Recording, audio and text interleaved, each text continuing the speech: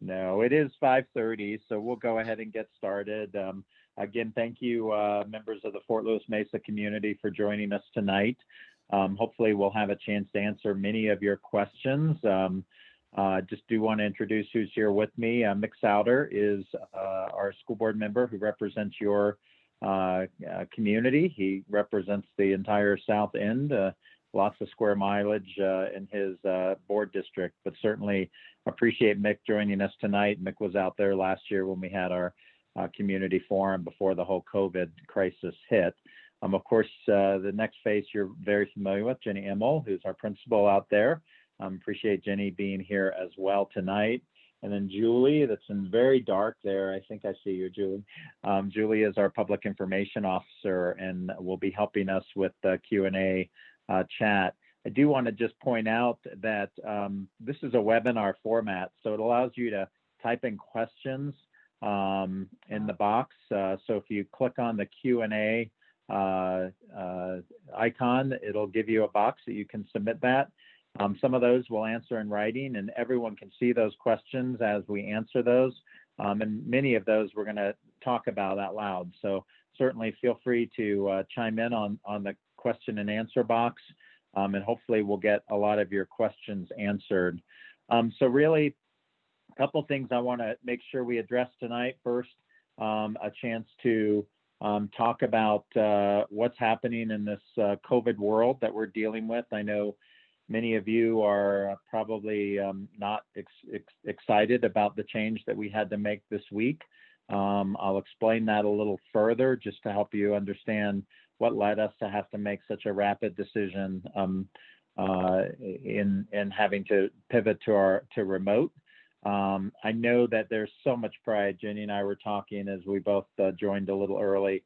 There's so much pride in Fort Lewis Mesa, and I know there's fear that there's a plan to close you. And I really want to address that tonight and hopefully help you understand where our district is and what we're trying to do. And certainly Mick can chime in on that from the board perspective. There has been a change in staffing, and so I do want to explain a little more about what's led to that.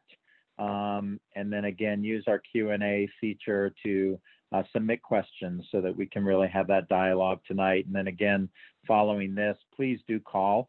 I'm happy to talk to you by phone, happy to come out, and we can socially distance chat and try to really make sure that we're all understanding where we are. So Jenny, do you want to say anything, just general welcome before we get started? I just want to say hi, and I want to say thanks. You know, I've been following the community conversation both via email, in person. People have reached out to me, the Marvel Facebook page. And so I just want to say thank you for being advocates for your kids. I think it's been a lot of healthy dialogue, and I think that's super important. So I just appreciate the attendance and I appreciate the voice. So we'll have a Q&A section at the end. We would like to just provide some information to you that hopefully will give you a little grounding in the work of the district and maybe why we are where we are. And then at the end, you can type questions at any time. I know some of you may be on the phone or some of you may not have access to a device that's easy to type on. We will, take hands. There's a raise hands and we'll be able to get you in so you can talk out loud and make sure you have a chance to interact with us. So let's go ahead and just cover some information. Every time we have a financial crisis, we get this fear from not only Fort Lewis Mesa community, but Sunnyside community. We have a number of schools that are decreasing in size. Animas Valley has dropped below 200 students this year for the first time. So we're seeing some decrease in our communities. And that has really led us to say, okay, how do we balance the needs of all of our schools? How do we make sure that we fairly staff and provide resources across the district so that families are getting their fair share, that children are getting the services that they need based upon their school and their school's needs. So we began a process last year moving into what we're calling it, or what's called a student-based allocation model. And so some of you may know that obviously the smaller the school, the more challenging financially it becomes to operate. We have charter schools that when they're very small, they're hard to operate because, again, you're living within the means of what you're bringing in when it comes to what students earn per pupil revenue in the state of Colorado. And so we've had this challenge in that we've, as a district, have had to really backfill some of our very small schools. In essence, that's caused other people in our community to say, wait a minute, what about my child? My child is at, this in-town school, and why are you having to take money from my child to support a small school? And so we've tried to create some transparency. And so I'll share a little more, about that. Again, the student-based allocation model is about really representing every dollar that's earned based upon both state funding as well as our local mill levy. And we've had a generous community that's given us local mill levy dollars. And so we are fortunate in that fact. As school becomes smaller, we really face two challenges as we fully implement this model. We either take money from other students in other schools to offset the costs, meaning we take from schools and take dollars that are earned by a child at another school, and we give them to smaller schools, or we have those schools try to operate as much as possible within the revenues earned by their students. And so we'll talk a little about what that looks like in Durango and how we've tried to find a balance between those two. No, we're not at a just you get what you get. We do have systems where we are, in essence, still borrowing money from other students at other schools to try to make sure that we operate. So in essence, what this is a student backpack. So we talk a lot about backpack funding. And Jenny is very cognizant of not ever wanting to give up her backpacks because obviously that's resources for her school. The backpack funding is what's earned by that student. So in Durango, again, because of the local generosity of our taxpayers, our students are funded at $12,569 prior to COVID. And so that's what we have a responsibility of reporting out to our community is so how much of that actually is spent at my school. With the COVID crisis and the financial crisis caused by COVID, that actually dropped by $569 per student. So just alone, the earnings of students at Fort Lewis Mesa was cut by almost $60,000 just this year because of that cut in funding from the state level. We do have a legislature that's continued to balance the state budget on the backs of our kids. The majority of our voters have no children in public education, and therefore, when we go to the voters to say, will you help us? The answer is often resoundingly no. And so we're in this position as a public school district of trying to outfit and fund our schools with less and less resources. Our state funding is $8,000. So just to be clear, it's the generosity of our community that's given us $4,000 more per student. If it wasn't for that, we would be functioning at a much lower rate. Our friends down in Montezuma Cortez, not too far from you all, actually function on $8,000 per student. So they don't have 12 because they have yet to get their community to support a mill levy. So again, we are fortunate. I think both Jenny and I are always very thankful for working here in Durango because of the generosity of our community. So, sorry, I don't know why that extra thing was there. So when we begin, so we start with, okay, Jenny, you have 92 kids times $12,000 this year. That's ultimately your budget. And then we start saying, okay, what are the support services that we provide? So we provide dollars right off the bat for Jenny to buy curriculum materials, extended learning, if she wants to have kids stay after and have teachers stay after and work after school programs, for innovative programs, for training, things that are really important to Fort Lewis Mesa. We allocate her $200 per student, and that becomes a school allocation that the school makes decisions around how to use that.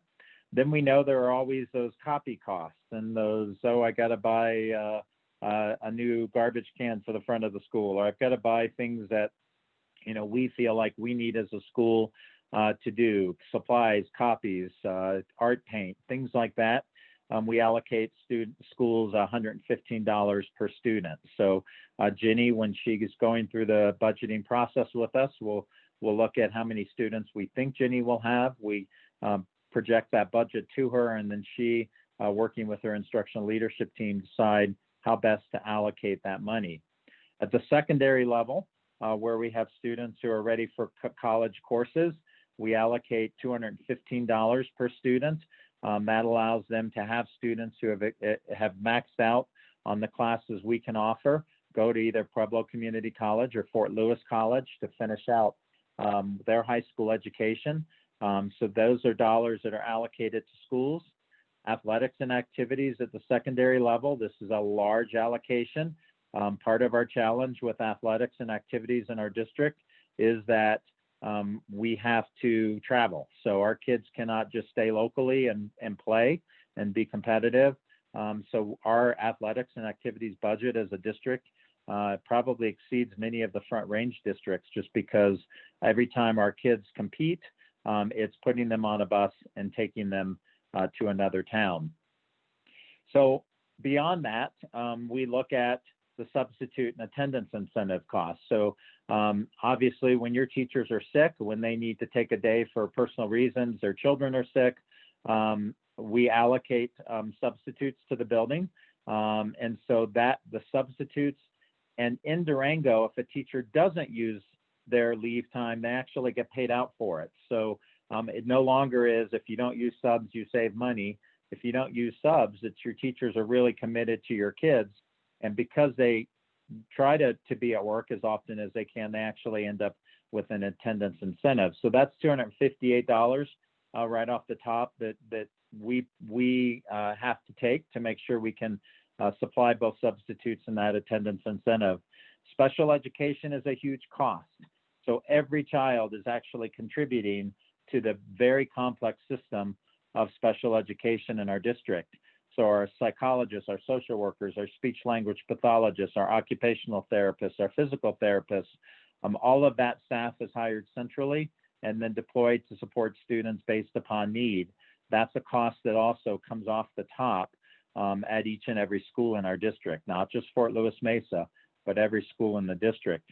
Utilities was an area that used to really hit Fort Lewis Mesa. So I'll talk a little about, in the past, we funded Fort Lewis Mesa at almost $20,000 a student, because you are on propane, you are on a well, and there's more costs to running those types of systems than, say, an in-town school that's on natural gas and city water. And so what we have done to try to take off some of that pressure from our small schools is we take all the utility costs in the district and divide them by the number of students. So your contribution as a community is really only the average cost of utilities, not what the actual costs at Fort Lewis Mesa's utilities are. School operations, so custodians, security, technology, all of those things that are provided to your school cost every school $732 per student. So for us to continue to replace computers at Fort Lewis Mesa, for us to provide Chromebooks, for us to do those types of things, that's part of that allocation. When we get to district support, so when you think about central office, when you think about the people who come out to support Fort Lewis Mesa, our instruction and curriculum supports, that's not only instruction and curriculum people, but also additional materials that are needed, district adoptions, things like that. Our facilities, our human resources, our finance, our security, our technology, the insurance we have to cover our schools is another $1,000, $1,400 per student. The board and superintendent, so if you got rid of Mick and I, you'd save $131 per student. The capital projects, food service, all of those fund transfers is $351 per student. And then we always set aside some money in case, heaven forbid, your boilers go out or boilers at another school go out, and we need to spend that unexpected cost in replacing those. We have a contingency fund that we use to make sure that we meet those needs. Then we are able to turn around and fund staffing at schools. So we fund right now elementary schools at 15 to 1. So we take the number of students. You had 92 students this year. At October count, Colorado counts the number of children who are in your school on October 1st, and were funded based upon that.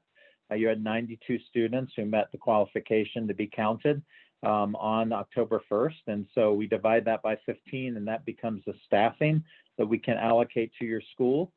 Middle schools are funded at 19-1, and high schools are funded at 25-1. So we really have, as a community, continued to recognize the value of staffing greater at the elementary school, investing in our youngest children, knowing that if we can support their learning needs, it's more efficient.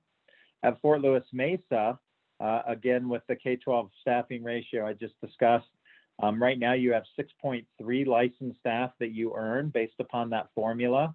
That's 6.1 based upon the 92 divided by 15. You had 92 students this year. Last year you had 94 students. So you've dropped 2 students this year. I know some have said our school is growing and we're decreasing in staff. This year you dropped by 2 students. And that may be students who started late. It may be students who weren't here during October count, but that's the way that students are funded. You currently have 7 staff. So you're funded at 7.0 licensed staff. So we're already added additional staffing to you because we recognize the need of providing teachers planning time, providing specials teachers, and we could not do it with 6.1. And so as Jenny and I worked together this year, we were able to continue to allocate additional funds to increase the staffing. In that staffing is a full-time counselor and social worker. And I can tell you, prior to Jenny, this has been a need that every administrator and certainly the ILTs that I've interacted with have said is critical at Fort Lewis Mesa. We do have children who have social emotional needs, and that's been something that I know has been prioritized. That is a decision that we make based upon the need of the school. Animas Valley has a 0.8 counselor, and they have almost twice the number of students at Fort Lewis Mesa. But that's, again, a different population of students and a different need based upon their community. The current spending that was projected for this year, remember, your children have a backpack of $12,000 this year. Even with that, we funded $13,719. With the changes that we made, we had to add some additional time as we lost our music teacher and needed to increase our PE teacher. So your actual spending, sorry, I misspelled actual there, is $14,176. So even with our student-based allocation model, we didn't say, Jenny, you got 12,000, deal with it. We did find the need to actually make adjustments at Fort Lewis Mesa, recognizing that 6.1 was not adequate staffing and that we had to make that adjustment. So again, our student-based allocation model is an accountability system we use. There are schools in the district that right now their spending is at $11,000 per student. Fort Lewis Mesa is at $14,000. Sunnyside is $14,000 as well. And that's to be expected when you have a smaller school. The economy of scale sometimes does impact our ability. Many people in our district have really said, wait, we're seeing class sizes rise. The reality is this is our state reporting data. So these are all of our comparable districts, either in the area or about the same size as us. Durango has continued to maintain the lowest class size of all of these districts. And that's because we have invested in our kids. We have invested in smaller class sizes. And that's been an important thing for us to do. When you get a budget hit like we've had, unfortunately, that does impact. So I have no doubt that this is going to increase this year as they look at the staffing ratio this particular year. So again, the situation I'm hearing from many of you who have emailed myself or the board is, why are you taking staff from us? We operated for many years with a hope mentality. We saw Fort Lewis Mesa decreasing in size. We've seen Sunnyside Elementary decreasing in size. We see Animas Valley decreasing in size. And we truly were hopeful that we were going to see that increase. That situations would change. We know that Fort Lewis Mesa's community has worked really hard to get water resources. I think right now your land, as water gets out to your community, is probably going to be very attractive land for families to begin moving out. And so as your superintendent, I've been very passionate about preserving your school because I do believe at some point your school will continue to grow. Our mentality prior to our long-range plan was, let's try to keep as many staff as we can there, because we don't want to let them go and then have to come back and rehire. As we've looked at the demographics of our community, it's been clear to us that as the cost of living in Durango continues to rise, we are seeing our younger families depart and we're seeing older families move in. So our high school has grown 300 students in the last 9 years that I've been here, while our elementary schools have dropped probably at least that many. And so we're seeing a little shift in our demographics because families who are moving here have older children. They might be more further along in their career. They might be earning more and able to deal with the cost of living in our community. And that's led to this decrease. So this past year, we had to make a decision. Do we continue to fund and hope, or do we right-size our schools? We have increasing needs at our high schools as they've grown, and we've not been able to keep up with those needs because of our practice of funding elementary schools based upon enrollment multiple years ago. And so, yes, there was an adjustment pre-COVID that we made and directed that Jenny make at Fort Lewis Mesa, because we could not continue to staff you as if you had 130 students anymore. We had to adjust that staffing based upon the actual number of students that we were seeing at that school. And so many of you are saying, wow, last year we had this many and now we have this. That is a real phenomena that has occurred, not unintentionally, but we could not continue the staffing model in our small schools, hoping that you would climb back to 130 students in this coming year. The demographers that we've worked with have said that's unlikely in the coming year. And so we have right-sized. We have had to reduce staffing. One of the things we continue to do, and let me just speak to Jenny. Jenny is a huge advocate for your school, and Jenny does not roll over and say, okay, Dan. Jenny takes me to task, and that's her job. So I appreciate that, Jenny. I know Jenny doesn't always get the answer that she wants to hear. And I know that that's her job to certainly make sure that you all are aware. We have to operate within our means. We can't continue to spend deficit spending. We have encountered a pandemic that none of us could have imagined 8 months ago. And with the pandemic, we've had to use staff in ways that probably weren't ideal. So I know recently Jenny has had to shift students from one model to another, and we've had children move from one teacher to another. And that is never ideal, folks. That is not something that Jenny or I ever wake up and say, hey, let's do this. We wanted to try to meet as many families' needs as we could coming back to school. And that led Jenny to needing to use a teacher for remote resources. When those families determined, wow, I do want to come back to school, it required a change. And so for those families who are now back in school or were back in school prior to this week, I think they would say, thank you, Jenny. I know for those families who had to make a shift in teachers, that's never easy. And so certainly let me just say, we recognize that.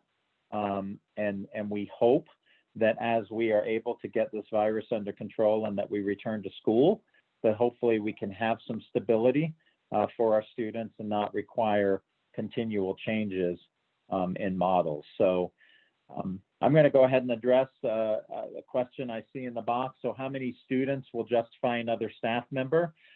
15 is the ratio. So 15 to 1 is what we do. I also want to be clear that we don't wait till October count. So we're funded as a district now. We have 92 students that were funded at Fort Lewis Mesa. If Jenny had 5 students arrive tomorrow and want to register, we would have to extend staffing. That is not something we say, do your best. Obviously, it's really challenging to find a teacher right now. There's not a deep pool of candidates, and that's really a challenge that we have right now across the district. So we have open positions in other schools where we just don't have people willing to serve. We are looking at retired teachers. We are reaching out. I see someone's mentioned Christy Weeble. We definitely are looking at teachers who have left us, who have retired, to say, can you help us out through the end of the year until we can hire? And so those are definitely things that we need to do. Let me look at Lynn Ellsworthy's question. Why I don't understand is that up until early August, you were planning on paying Christy Weeble to teach second grade. When she announced her retirement, where did that money go? Christy Weeble announced her retirement right at the time that we were having to face budget cuts. And so as we were trying to manage budget cuts, we had to cut staff from your building. So we really had a choice of, if Christy did not retire, we probably would have made more cuts to existing staff. Christy had been an interventionist. I know Christy was very good at being an interventionist. She wasn't extremely excited about going back into the classroom. And Christy made the decision while we were having to wrestle with that budget cut of she was stepping away. And so we were able to preserve all of the staff at Fort Lewis Mesa that still were there as a result. So again, there wasn't money that magically went someplace else. It was actually a cut we needed to make. And by her stepping away, it actually allowed that to be done without having to cut or relocate another staff member. So this year we've tried to keep our staff. If a staff member wasn't needed at one school, we did move staff between schools, trying to preserve our teachers in the district, because that's, I think, the right thing to do. Is there a chance when we come back? This is another question from, I think, Jody. If there's a chance when we come back that first grade can be whole again. My son had all 4 of his friends taken to the second grade class, and is really struggling with that. I think, number one, I hope it's when we come back. It's really important to me that we are able to get ourselves back into a in-person model. I believe very strongly that that's what our kids do best with. I think right now, as we're processing our budget amendment for mid-year, we are fortunate. I'll just share a few things that have happened. Number one, we budgeted for 200 student loss in the district, which was actually a very light loss compared to what other districts have experienced. We were fortunate that we outperformed that. So we lost 88 students in our district. And so as we approach the mid-year point, there's a number of things that we're looking at. One is what our staffing needs. 2, what are pay increases that our staff deserve. We never want those two to compete, but they do. If you extend salary increases to staff, then you don't have the resources to fund additional teachers. And so those are things that we're working closely with our Teachers Association, and we'll be coming back to the board about how will we spend that savings that we were able to achieve through our not losing 200 students. And so I can't say that it's impossible. It's something that we'll certainly continue to work with all of our principals around their unmet needs and determine, can we balance that as well with teacher advancements. Teachers received no raises this year. And I think all of you hopefully can recognize the level of work that every one of our teachers has done this year is above and beyond the call with multiple models and changing models and all of the things that they've been working hard on. So it's not impossible that we would be able to see some additional staffing relief, but again, there's a lot that we have to balance against it. Christy Crittenden, good to see you, Christy. Thanks for being here, one of our great teachers. I believe the concern lies in the fact that when various staff members have left this past year, not one position has been filled or rehired. That is absolutely true, Christy. Again, when we have to downsize a school, when we have to right size a school, meaning we kept people in their jobs because we were hopeful that we would grow back again, we do try to make those adjustments when attrition occurs. So none of us like telling a teacher, hey, we can't keep you, we're going to let you go. Sometimes it is when that person goes. Jenny I think has been overstaffed, even prior to Jenny being there, your prior principal. I think we had 3 additional staff at Fort Lewis Mesa over what was earned. And again, as we faced budget crisis, we've had other members of our community say to me and the board, that's not fair. You're taking our money and funding another school. Can't we operate within our means? And that's what led me to explore the student-based allocation model. So Christy, you're absolutely right. There are staff members who aren't there, and we haven't been able to replace them because you were overstaffed at the time. And we tried to preserve that staff so that they could continue to serve your community. When they stepped away, we could not justify refilling those positions. Krista is talking about being compared to Sunnyside, budgeting and staffing obligations are concerned. It's our first year here, so I'm really looking to be educated. Is Sunnyside experiencing, oops, you got that off before I could read it. Let me find it, sorry. Is Sunnyside experiencing the same staffing and resource concerns? Yes, all of our district schools are experiencing. It's not just Sunnyside and Fort Lewis Mesa. We have had to shift because of COVID and our models of learning. We have lost interventionists across the district because we've had to downsize class size. We had to honor social distancing. You have very few schools right now operating with interventionists. We have been trying to function within smaller class sizes. There's 2 schools of thought. I can have a class size of 22 or 23 or 24, and then I have to rely on somebody to work with my children who are really struggling, or I can have a smaller class size and I can really do some differentiation and some small groups to try to meet the needs of my students. So we have schools across the district that are dealing with that. Sunnyside lost also 2.5 positions this year because of the financial crisis and trying to right size a school that for so long we had tried to preserve so that they could ultimately grow again. Again, I would say Sunnyside's in the same position as Fort Lewis Mesa of being able to grow again in the future. And that's why many have said, why don't you close us? We don't want to close you because I really believe that your school will grow. And as your school grows, we don't want to take away the opportunity of a community school there in Fort Lewis Mesa's community. Danielle Kirkpatrick is saying, can we fast track some of our subs to be teachers? We actually, because of the COVID crisis, we've assigned what we call district-wide subs. We've not been able to secure as many subs as we need. I will tell you, there are many subs who have refused to work this year. You have, I think, a key, Jenny, correct me if I'm wrong, you have some key people who like to sub at Fort Lewis Mesa.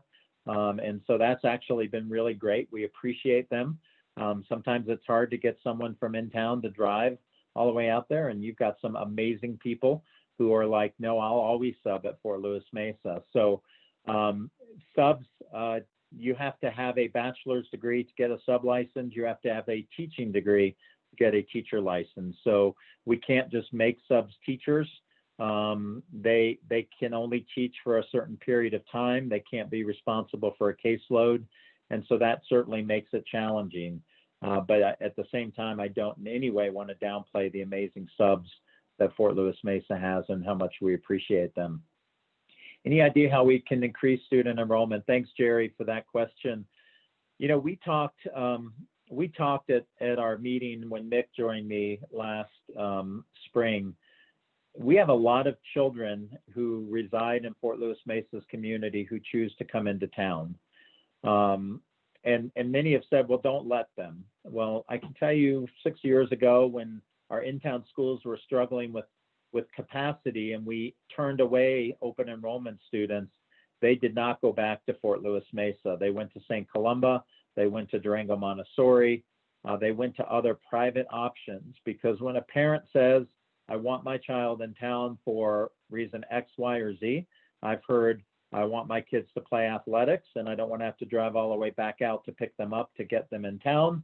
I've had people who say, I want them close to me so that if they get sick, I can leave work and get them. There's lots of reasons people say they want their children in town. Really what I challenge the community, and I think Mick can echo this, is we really need your community to have that conversation with children who are choosing not to come to Fort Lewis Mesa. If I had children, I would put them at Fort Lewis Mesa in a heartbeat. You have an amazing staff. You have an amazing team of teachers. You have an amazing community that supports your school. And yet we have children who still opt to leave. So we really do need your help in having conversations with your community out there about what do we need to do to have people stay. Let me tell you a few things we have done. We run a bus into town every afternoon. So for those people who say, yeah, but I want my kid to be able to get to the rec center to play sports, guess what? We have a bus that will bring your child into town for you after school. Ginny and her staff are very great about, your child's sick and you're coming in from town. We'll keep them comfortable. We'll keep them safe until you arrive. Don't feel as if you have 30 seconds to get your child. You need to be able to finish your work, do what you need to do, and then come pick up your child. Obviously, in COVID, it's a little different scenario, but generally, we have a lot of reasons why we've tried to address that, but we need your help as a community to really engage in those conversations. Angela Ellsworthy's asked about nurse. So when we had to reduce staff, let me just share a little of how we allocate staff. So we allocate staff, the teaching staff, like you saw. We divide the number of kids by 15, and that's where we start. We start with 6.1. There are things that get added on top: Title I, ELL services, students with second language needs, those types of situations. And then where we have a shortage, then we say, okay, well, we're going to add 0.5, or we're going to add additional staffing because we know that you can't make it work with what you have. Sorry, let me just real quickly look back. I want to make sure I'm answering the question. Sorry, that one disappeared. When we allocate staff, we also allocate support staff. So we have a certain number of students divided by, I think it's 115 or 125, Jenny, you can correct me, it's one of those. And that's how we staff support staff.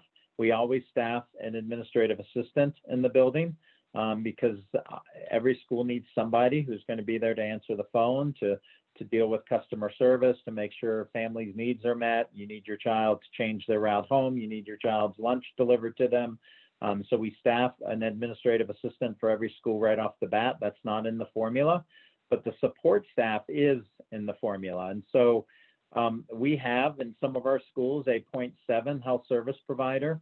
And when we don't have a full-time health service provider, a health service provider is just like a secretary. There's no special requirements for a health service provider. Some of our health service providers happen to be licensed practicing nurses. Most of them are not. And so there's nothing magic about that role. Our nurses, we have 2 registered nurses and a medical director in the district. Those individuals train whoever is in charge of dealing with medical needs in the building. This year, it's become your administrative assistant. Because we prioritized having somebody who can support in the classroom with instructional paraprofessional needs. And so we could have a nurse, but then we wouldn't have another position. And these are all decisions that are hard to make. Ginny works with her instructional leadership team. We try to make the best decision. I can tell you, if hindsight were 20/20, knowing what we do about where we are with COVID, we probably would have made a lot different decisions. But the reality is you're always in that position of what do I need to meet the needs of my community? Again, we've chosen to have a full-time counselor at Fort Lewis Mesa because of the social emotional needs. We could have had a half-time counselor. We did a couple of years ago. That was not a successful experience for Fort Lewis Mesa. And so Fort Lewis Mesa, and that was prior to Ginny, has prioritized a full-time counselor. So again, there's always decisions that we need to make. And I would encourage the community really get involved and support Ginny and make sure that we're getting feedback from the community about how best to use our staffing. So you do have a health service provider. They also wear a hat as a school secretary. That is something that we've chosen to do with 92 students. We have schools with 250 students that have a secretary and a health service provider. So Again, ratio-wise, that's why we made that decision. Is that a priority that Ginny would bring to me if we say, Ginny, because of the budget adjustment, we could make an adjustment? Is that the biggest bang for our buck? Is that going to lead to some of the reduction of stress for Fort Lewis Mesa? That'll need to be a local decision made if we're able to extend some additional staffing. So that's how that goes about. We lost some remote students to another school when Annie came back into the classroom. Did we get them back do we get them back in our student count? We're funding you based on the 92 students that were there on October count. So those students who are now being served by, I believe, Park Elementary, is that correct, Ginny? Do you have remote students? I have one at Park and one at Florida Mesa, and we really tried to support families with what made the best sense for them. So I reached out to 4 different schools to connect them to the best fit, and what we were looking for is continuity. The families really wanted continuity, not the back and forth. Absolutely.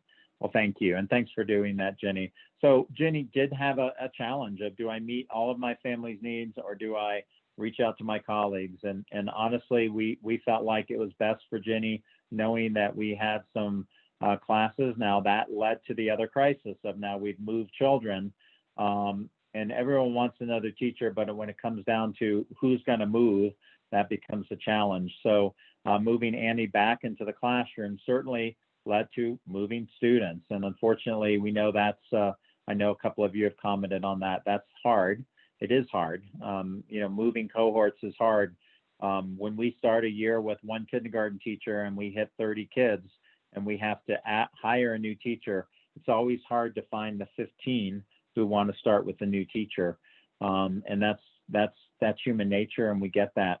But we are not taking resources because those 2 students. That was something Ginny and Dylan Cannell, who's our director of instruction and supports our principals, made that it was in their best interest to go and have those students move. So you're still funded on 92. Obviously, if you grew further, then we'd be looking at what additional staffing might be needed.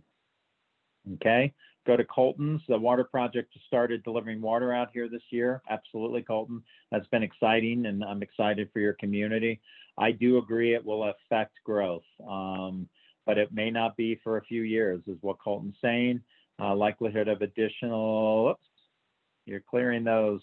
I gotta continue to read, I'm sorry. Let me, Colton, get back to your, I don't know where, oh, there it is. What's the likelihood of additional staffing cuts, or worst case, the closure of Fort Lewis Mesa over the next few years? I can certainly let Mick talk to that as a board member. I'm going to tell you, our board has been very supportive of our small schools. Again, as long as children want to go to a small school, we want to support it. We do have schools across the district, and I want to be clear about this, that have gone to multi-age classrooms because of size of classes, needing to balance size of classes. So you're not the only school in the district that has gone to a K1 or a 1, 2, 3, 4 type style class. So Mick, do you want to address anything from the board standpoint on the potential closing of Fort Lewis Mesa? Sure. So when we, on the long range plan, the series of recommendations said, consider closing some of the less attended smaller schools. And that's what caused, when we did the long range plan presentation back in February, a lot of people to attend because they saw that line in there. The board has not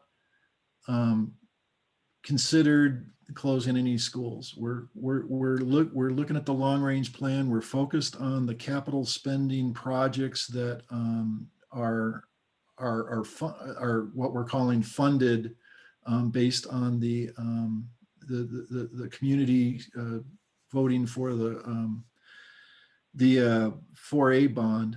So we're focused on the capital projects to build the projects that we have. We're not focused on potentially closing any schools, or I saw a note down there, or building any additional schools or replacement schools at this time. We're focused on a series of projects that we've put out there, and we probably could find it if somebody's looking for it. But at this time, the board is not considering closing any school. not that we won't ever, but at this time we're not. We are hoping that this water project does start bringing families into the community. Yeah, and just you know, from the standpoint of, you know, Fort Lewis Mesa as it shrinks cannot maintain all of the staffing that it has today, but with a 15-to-1 ratio, we should continue to be able to have class sizes that are small. We do need to always look at what's our priorities. So is the counselor continuing to be our priority? It has been for many years. That could change. That could be something that you as a community may say, you know, maybe a half-time counselor with more teachers would actually be in the best interest of our children. And so those are things that, you know, certainly Jenny needs to continue to hear from you. How do we want to prioritize those needs? One of the things I want to make clear is your special education is funded outside of Fort Lewis Mesa. So you have a special ed teacher. I think you have a couple of paraprofessionals. Is that correct, Jenny? Special education paraprofessionals too. So those do not come out of your $12,000 backpacks. A portion of them do because we fund special ed as an entire district off the top. So you have had years where your special ed population has been almost 20% of your building, and it's cost the same as a building in town that might have 10%. And so we share the cost of special education services across the district, and that actually has benefited Fort Lewis Mesa because the teacher and the two paras that you have at Fort Lewis Mesa are not part of your $12,000 backpack that's costing your children. It's costing them the same as it's costing a park student or anyone else. It doesn't matter how many resources that you need. So just back to Colton's question, you know, I had a couple people say, are you going to do the projects that were on the bond list? Absolutely. That's a building that's an asset to this community. It's an asset to your community. You have a library in there that's important. Your community spoke loud and clear about that library. We are going to invest in that building, keep systems functioning. You're due for a playground. That playground is essential to your community.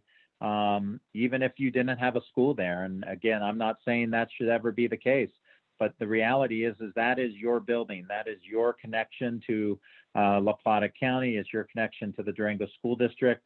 Preschool is a service that the last thing I'd want to do is ever put on a bus and send kids into town for a long bus ride, because so operating preschool, we've never not had adequate numbers of students. Sometimes we've not hit the 16.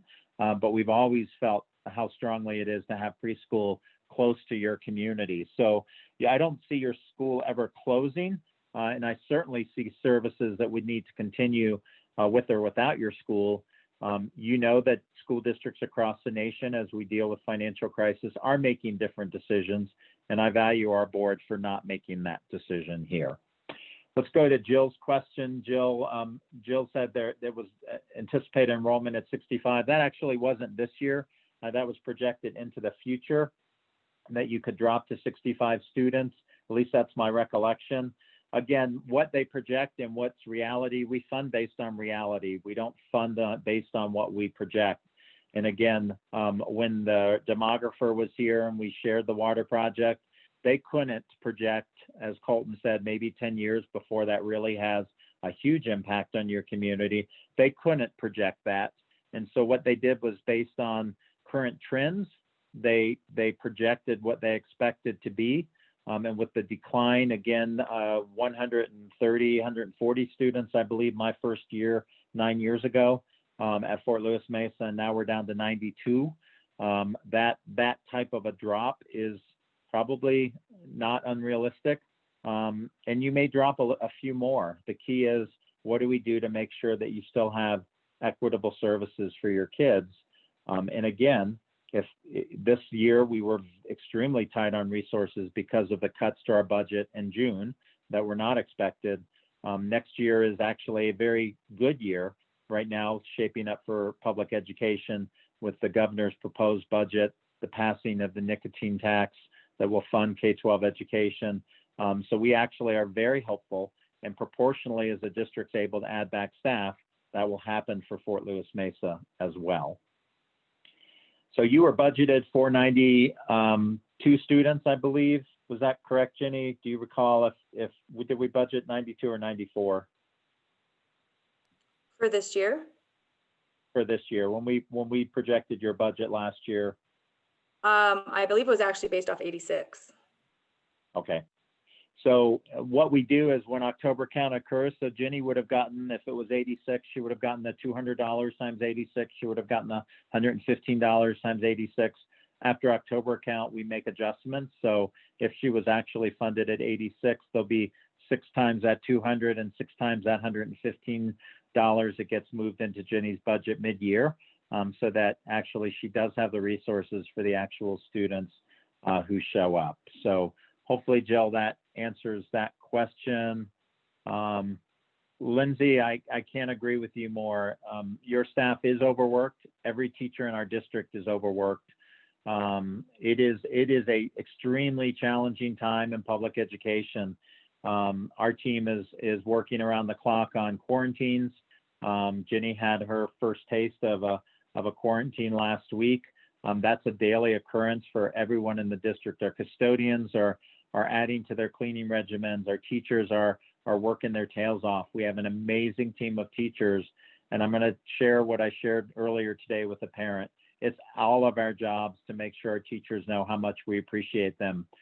We're working right now to offer pay advances. Our teachers worked extremely hard for a pay advance, and we had to ask them to wait, so we didn't have to cut more teachers. They were gracious enough to do that. I do want to make sure that we can advance them something because they are working their tails off. It's really important that we show our support for them. It's also important the community rally around them, and you are. Every one of you are here tonight. The staff members who are in this room hopefully feel that love, feel that appreciation. And I can't tell you, don't let it just be a community forum. That staff there is an amazing team of teachers.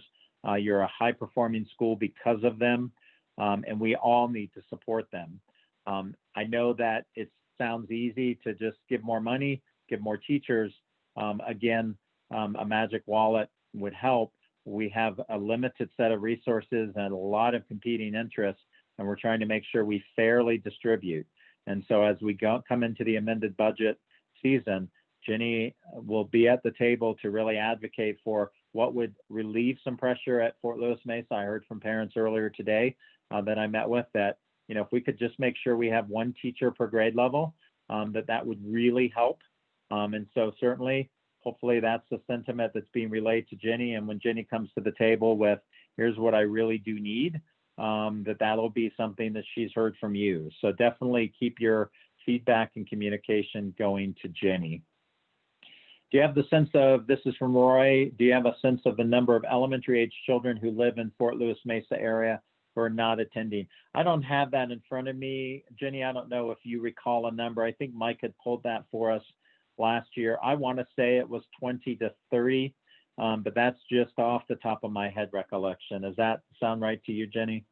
Yeah, I'd agree, because I do sign every year the same roughly amount of number of people who are opting to go elsewhere.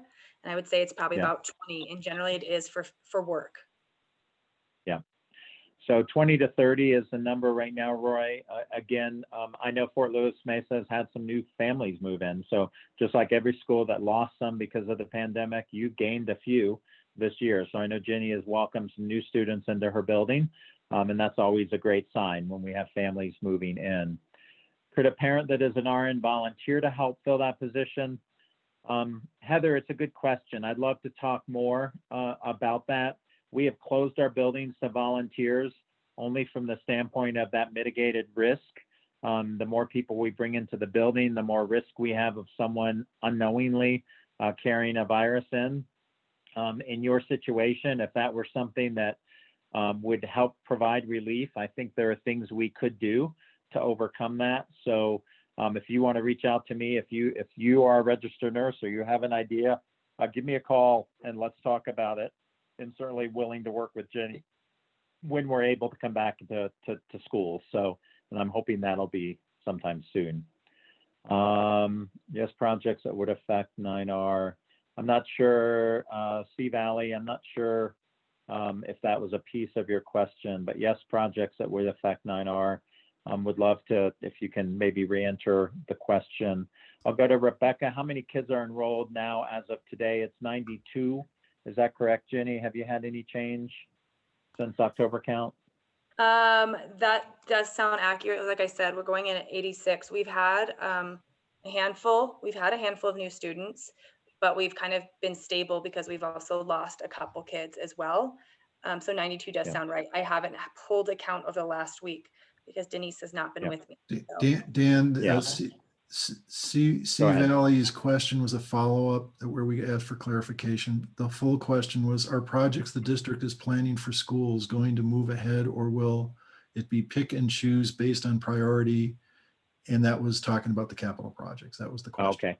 Yeah. Yes. And our intent is to continue with all of those projects. Those needs in your building are needs in your building. We don't want to let your building decline or degrade.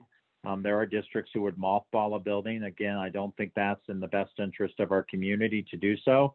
And right now I have a board that's very committed to keeping our schools open because of that potential growth in the future. So the projects, I think it's 1.8 million of projects that were committed to Fort Lewis Mesa. Yes, those projects will move forward.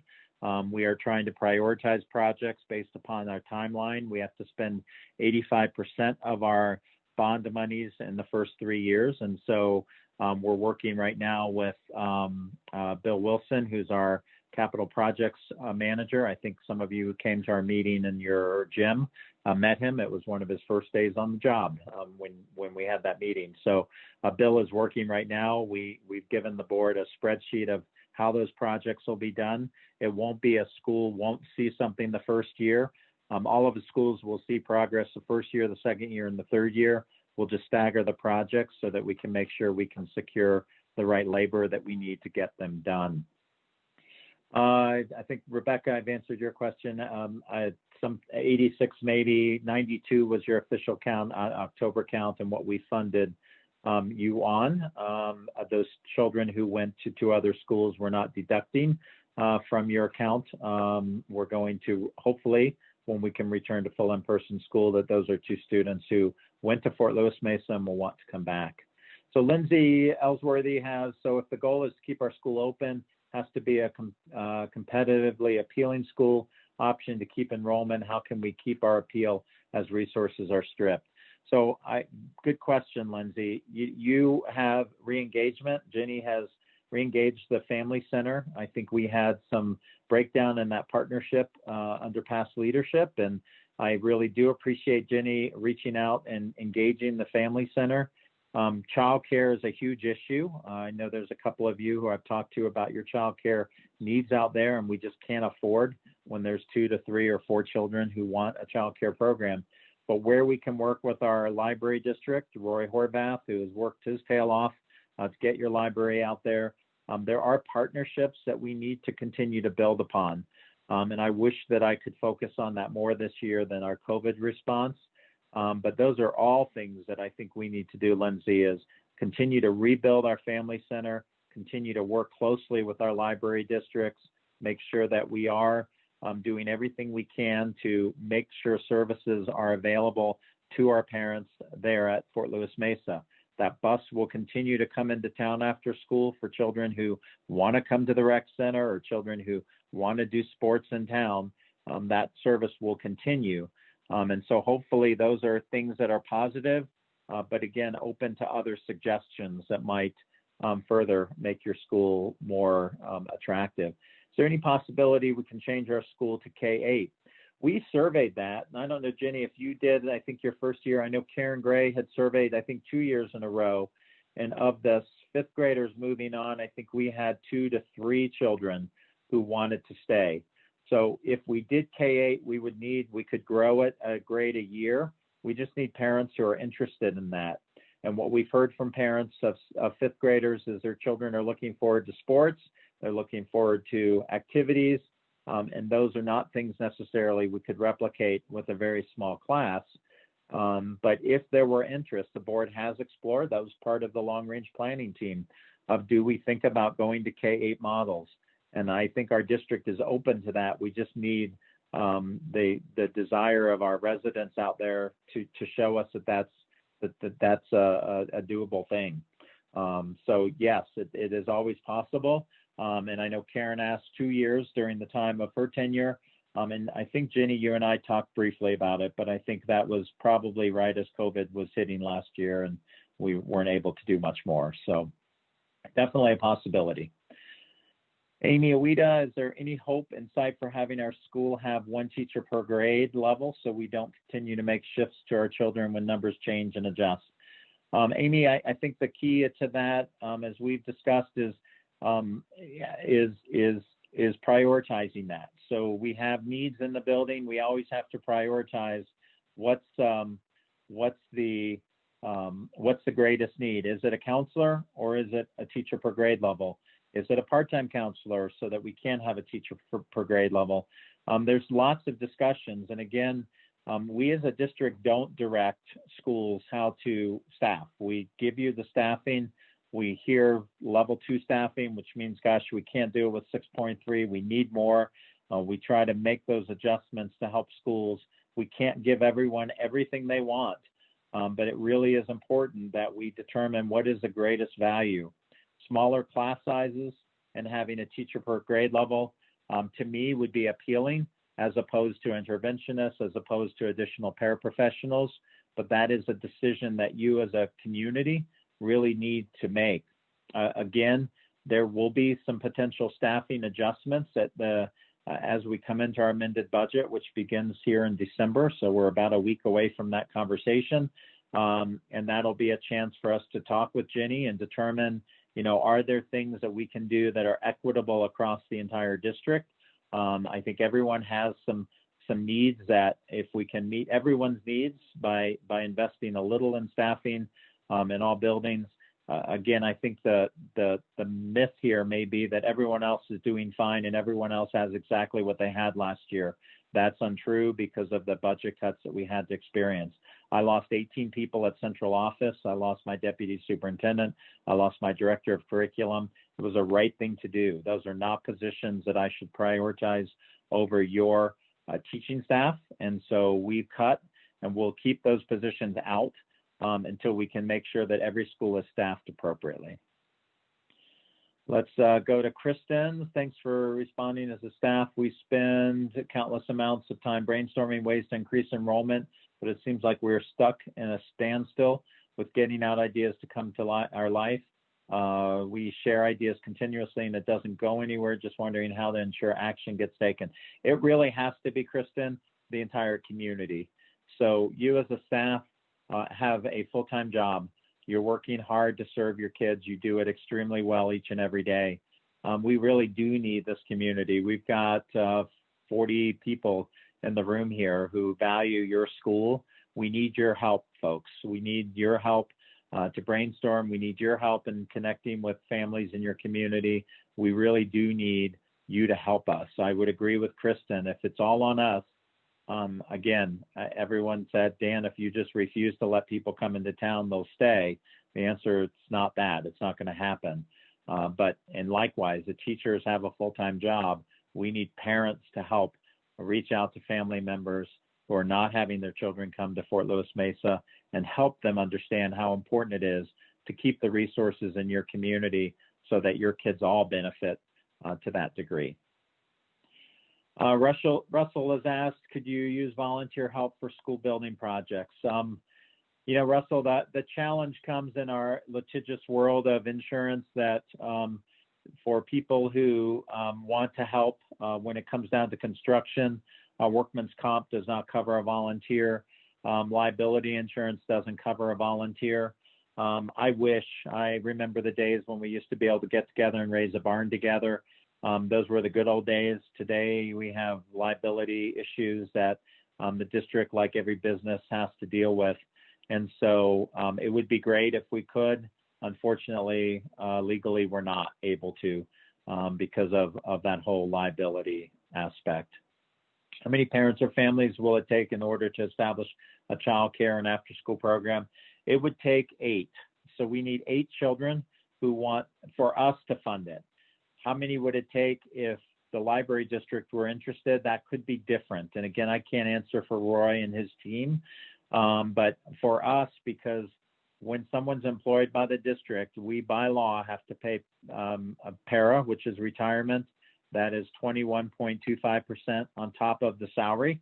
So the cost of childcare in a district environment is exponentially more than if we had another provider. Now, there are childcare licensing rules in the state of Colorado that further complicate it. There are things that can happen potentially through the family center or through the library district that would not necessarily qualify as childcare, but still provide supervision and support for families. So those are conversations I'm happy to engage with families and with Roy and his team to see what the willingness is. But for us to afford it, we would have to have at least 8 children who would sign up for after-school care, and then we could bring a program back instantly. Next, do you plan on helping families get the internet resources? Yes, let me talk a little about that. You know, some of you are definitely in areas where we can afford to extend a hotspot to you. Some of you are in areas that hotspot's not going to work. Cell phones don't work. I live, part of the reason my camera's not off, Mick, you asked me to say something about that and I didn't, is I'm east of town and my internet is not strong. If I turn on my camera, you'll stop hearing me. You know, one of the things we will be doing is opening up Fort Lewis Mesa starting the week after Thanksgiving, where children can come in socially distanced classrooms, 1 staff member for 5 children, and use the internet resources there, use the printers, get support where that's needed. And so we will definitely get those opened. Jenny will get more information tomorrow from Dylan Cannell, and we will begin advertising so that families who want their children, we're looking at 2-hour blocks, a morning and an afternoon block where a family can say, I want my child there Monday, Wednesday, Friday. For those 2 hours, we will have a staff member there to support them. Our food, our meal program has already begun. So any family can pick up meals right now. You don't have to qualify for free lunch. You can pick up lunch and breakfast at our schools. Next week, we'll start bus drops. So expect information tomorrow about where, if you're at a distance from Fort Lewis Mesa, where those meals will be dropped so that you can pick up meals. But those remote rooms will be really important for Fort Lewis Mesa. And right now we are looking at hosting those rooms Monday, Tuesday, Thursday, Friday, so that we can get children in. And if we need 10 rooms with 10 staff members, we will reallocate staff because we do believe your challenge is greater than an in-town school. In that in-town school, we're more likely to be able to arrange for internet through one of our internet service providers, where many of you, because of the lack of availability, we need to be able to offer that in-person, in-classroom support. So expect more information on that. And we'll definitely keep you posted. So why was a blanket decision made? Colton, great question, and I appreciate you asking. It was the hardest decision I've made in a very long time. When we quarantine, it may seem very simple. Oh, the kid who had contact has to go home. No, actually, everyone who had contact with them at school, including teachers. So where you have a special education teacher, where you have a PE teacher, or an art teacher, or a music teacher, in a classroom, when a student or a staff member is found to be positive with COVID, everyone who had contact with them had to go home. On Tuesday alone, I had 5 cohorts that had to be quarantined. And on average, that's 3 to 5 teachers that had to go home on quarantine. We ran out of substitutes to cover those classrooms. So just because Jenny may have popped into her neighbor's room and helped them with a project and was there for 15 minutes or more, her kids are still able to come to school, but Jenny can't. And so the rules that Colorado Department of Public Health and Environment has placed on us causes a huge ripple effect when a child or a staff member was found to be positive. We had at your school a staff member who was positive, and that staff member crossed cohorts. So there are children from multiple rooms that had to go home because of that quarantine. So had we been able to find 45 additional substitutes, we might have been able to keep it open. It truly was causing undue harm on families who literally had to turn around and come back and pick up their child. On Tuesday morning, a quarantine happened at 7:30 in the morning at Riverview Elementary. We literally had to call parents while they were on their way to drop off their child and say, please turn around and go back home. Your child cannot be at school today. And then again, the PE teacher happened to have taught that class. They had to be quarantined. The special ed teacher spent a significant amount of time in that room. They had to be quarantined. A paraprofessional had to be quarantined that was in the room. And so you see that ripple effect happening. That's what led us to have to make the call. Bayfield had to make the same call the same night. Cortez made the call a week and a half earlier. I want to get us back to in-person learning, folks. It is my commitment and my drive to get us back into that situation, but it's going to take all of us helping to stem this rise in cases.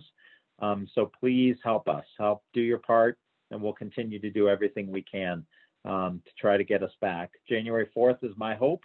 Some will say you're dreaming, Dan, but I believe this community can help us get these cases reduced and hopefully get back to where we can be in conditions to bring kids back to school. Let's see. And just to be clear, every school had quarantines. I've had parents say, but it didn't happen at my school. Oh, yes, it did. It happened at your school last week. And so we had preschoolers that happened to be walked out to the bus that ultimately San Juan Basin Public Health said, yes, quarantine. So those two preschoolers had to go home because they actually walked out with an individual to their bus. And so again, the rules, it's the rules we operate under. We can like them or not, but we really do have to follow those rules. Colton, happy to talk more. If you want to give me a call, it looks like you've got a lot there. I hope I answered most of it. Is there a way parents considering an in-town school could be directed to us as parents of our PTO? Heather, I think, you know, Ginny has to sign those open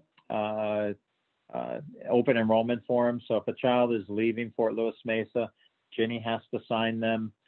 I'll have to look at the confidentiality piece and whether that is something that we can do or can't. There may be some issues with FERPA, Federal Educational Rights Privacy Act, that we could not call the PTO and say, call Mrs. Smith, she's taking her child. That could be a FERPA issue. I'm happy to look into that.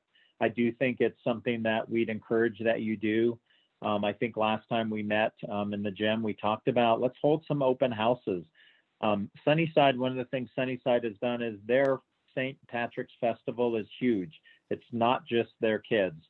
It is families from the Florida Mesa there that live near the school that come, they buy pies, they do games. It is a huge event and it's a community event. And what I think it's done for Sunnyside is it's kept that community feel around the school. For people who have moved in and just said, oh, I'm going to go in town, they never get to feel that sense of Fort Lewis Mesa. And so I would encourage your PTOs and your community to think about what can we do here in our community to really drive people to come to our school, even if their kids aren't in school, so that they can be word of mouth, the old Vidal Sassoon commercial, tell two friends and so on, and the word spreads. So think about that. Heather, I will check to see if there is FERPA violations with Ginny sharing that. So that's one I'll owe you an answer to. Hey, and then finally, Danielle. Dan, and can we go ahead and make this the last question? It's a good stopping this point. Will be the last and as far as I question. can tell, Dan, as far as I can tell, you've been talking for an hour and 15 minutes without stopping. So yes, thank you. Trying to answer everything. How do we get assistance for parents, assistance of parents back in the classroom? We have to get to protect your neighbor. We protect your neighbor is a status that lifts all of those restrictions on us. And so we really do need to get our community there. And we can do that as much as it's frustrating. We can do that by limiting our gatherings. We can do that by wearing our masks. That's really frustrating, I know, but the great research behind the reduction of spread of that virus. And so just let's all do this. I appreciate, is it Kana, I appreciate your sentiment. We can do this. I'm committed to supporting you. I believe our board is as well. And so I believe we can do this. And we will continue to work with Ginny on what other resources we might be able to allocate. And again, I know I've been talking a lot, and hopefully I've answered the question. Thank you, Mick, for recognizing what time it was. I'm going to say this to the rest of you. Please do call. I'm happy to talk with you by phone. Happy to answer further questions for you. Happy to engage more in the decision to close and why this was necessary. Colton, I'd love to talk to you by phone because I know your question is sincere, and I really want to explain further of all of the things that we were dealing with. So I'm happy to do that. I don't want to keep everyone here, but certainly feel free to give me a call. My direct line is 375-3819. Again, 375-3819. Look forward to chatting. My secretary, Sarah, will find us a time if I happen to not be available when you call, and we'll certainly get something on the calendar. So again, Jenny, thank you to you and your staff. You have an amazing school. We need to continue to keep it great. And I know staffing helps. Hopefully our financial resources in the district will help us get back to a level that we're all satisfied with in the future. So with that, Mick, any closing comments since I've been babbling? No, and you haven't been babbling. You've just been trying to feed the ball. No, I'm basically the my area is the rural schools at Sunnyside. It's here. It's Florida Mesa as well. I'm concerned that you guys get the support you need. I'm concerned that we keep Fort Lewis Mesa open while the growth that we think is going to come happens. And that's why I wanted to be here for this conversation. So thank you.